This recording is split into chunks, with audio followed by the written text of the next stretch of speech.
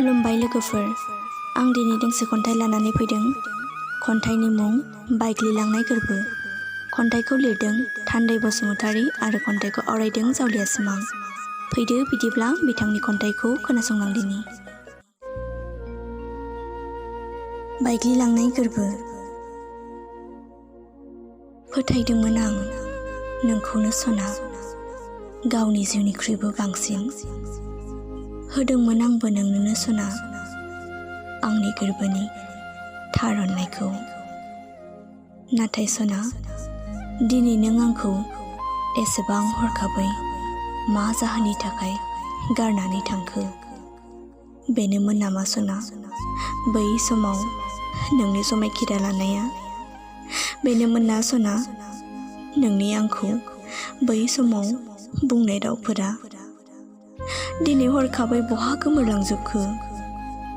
नोंथ' बुंदोंमोन सना बै समाव आंनो नोंनि अनगा रावखौबो नाङा होनना, नोंनो आंनि अरायनि जिउ सना होननानै।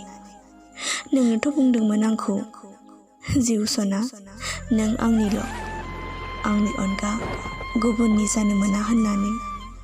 नाथाय मानो दिनै नों आंनि गोजान जालांखो सना? नोंनि आंखौ नंखाय मोजां मोननायनि थाखायनो दिनै गोदाव सोराव जानानै दं आं सना। फैफिनदोना सना आंनि जिउआव, दिनैबो नोंनि अननायखौनो नेनानै दं आं सना। एसेनोसै, गोजोन्थों। खन्थाइखौ मोजां मोनदोंब्ला लाइक, शेयार आरो कमेन्ट खालामदो।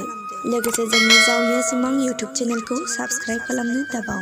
आरो फेसबुकआव नायदोंब्ला जावलिया सिमां फेसबुक पेजखौ लाइक खालामनो दाबाव। गोजोन्थों।